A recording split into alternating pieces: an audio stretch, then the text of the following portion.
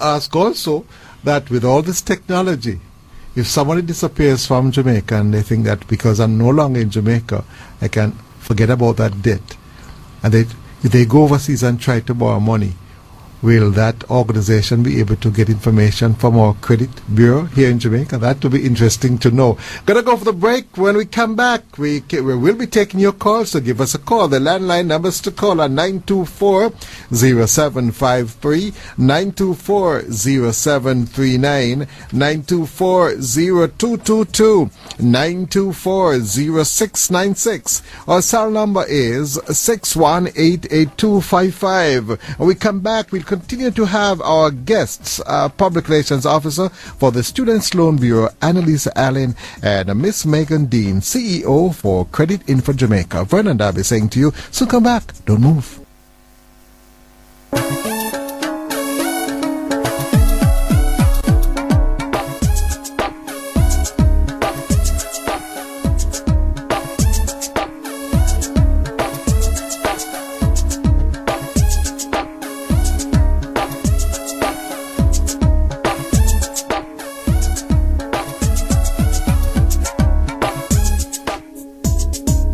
Welcome back. You're listening to At Your Service here on Nationwide 90 FM, a revolution in media. It's the Students Loan Bureau and you. My very special guests are Public Relations Officer for the Students Loan Bureau, Analisa Allen, and Ms. Megan Deane, CEO for Creditinfo Jamaica. Ladies, we have a caller online. Let's go to this next caller. Good morning. At your service. Good morning. Good morning, Vernon. Oh, good to have you. I'm Parshina, Deborah Buckley from Litchfield, Trelawney. I'm quite familiar with that name. You're calling from where, Florida? Mandeville. Oh, in Mandeville. Oh, you're here in Mandeville. Okay, go right ahead. We met at Valda. Yes, Go ahead then. I don't want to talk on the radio, okay? Could I talk to you on the air? Oh, no, but you have to take that call after. I'm going to ask that, my producer to take your number. All right? Okay. Yes, Ms. Deane. Yes. What did I say again? You wanted to know about overseas people. Yes. And if they left. And then my listeners was hoping I would have forgotten that. What do you know? We're coming back to it. Yes, ma'am. Okay, there were two things that were put on the table before we went to break. Let me deal with yours first, and then I'll go to Annalisa's. Yes. One of the things with the legislation is actually very protective of the consumer's information. So no institution that has signed to provide us with credit information can actually pull anyone's credit report without consent. No other person beside that individual can come to the bureau for their credit report. They are entitled under the legislation to one free credit report per calendar year, and persons have been coming to our offices to collect their credit report to see what's in there, to verify the information. So certainly that is available now. As far as persons going overseas, if that individual instructs the bureau, writes to us and or comes to our office, provides the necessary identification, gives us a written instruction, we can send the report wherever they tell us to send it. But other than that, no one can access somebody's report. So when Analisa spoke about the fact that when the persons come in for applications and so on, they have to sign a consent form, which is the authority for the SLB to pull their credit report. That is what she's talking about. They're giving consent for their report to be pulled. All right, we have a caller. Let's go to this caller. Good morning, at your service. Hi, good morning. Good to have you. I've been listening. Morning to your guest as well. Good morning. Analisa Allen, Public Relations Officer for the Students Loan Bureau, and Ms. Megan Deane, CEO for Creditinfo Jamaica. Okay. Hi, morning again. Good morning. All right, my question is, there's a cousin of mine who wishes to utilize the student loan. Yes. No, I have been toying with the because she wants, by the way, how many guarantors are required? Sorry. Okay, but the policy states that you must have a minimum of 2 guarantors. However, if the situation is one where the beneficiary or the applicant is unable to secure 2 guarantors, we will explore the possibility of the individual having a sole guarantor, but that sole guarantor needs to be properly assessed by the Students' Loan Bureau for their financial strength and stability. But we do allow for 1 guarantor if 2 cannot be accessed. Okay. All right. No, she wants to access fund through the student loan and has asked me to be one of the guarantor. However, I have a child who would be near, based on when I work out the calculation, to access a loan. If this person does not keep to their end of the bargain, how would this affect me then? Should my child now wants to get a loan through the student loan? Okay. If this person does not keep up to their end. Okay. If the individual, first of all, if your child is entering the stage where he or she needs a loan from the SLB and the initial person that you signed for is in repayment at the moment or is still in school, what that individual can do is remove and replace you as their guarantor so that you would be left free to stand as guarantor for your child. What that means is that the original beneficiary would have to find someone who is willing to sign on to being their guarantor and absorb the debt that you would have initially signed to. So that is an option, 1, or the beneficiary can repay the loan in full, which then releases you of the liability of that loan. However, if the individual is currently in repayment and they are a delinquent beneficiary and you are not in a position to repay that loan or even a portion of that loan for the beneficiary based on the contract that you would have signed, you will not be able to pay, or rather, stand as guarantor for your child.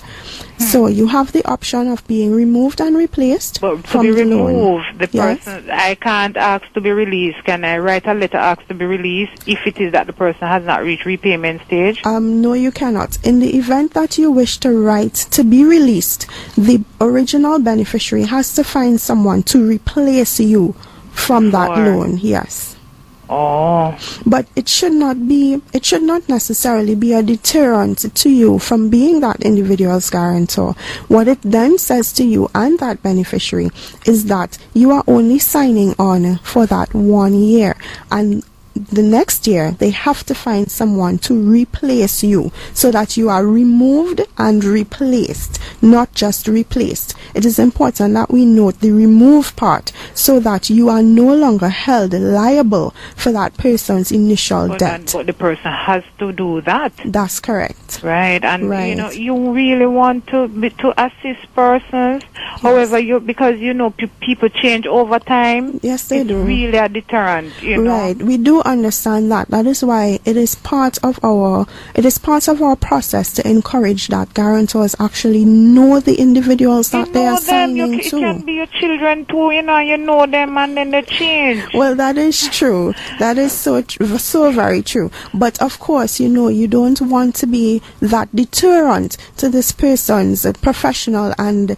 personal development. But what we do encourage is that you pay attention to and keep abreast of this person's account. Miss Deane? No, I just wanted to clarify also, can you only guarantee one person?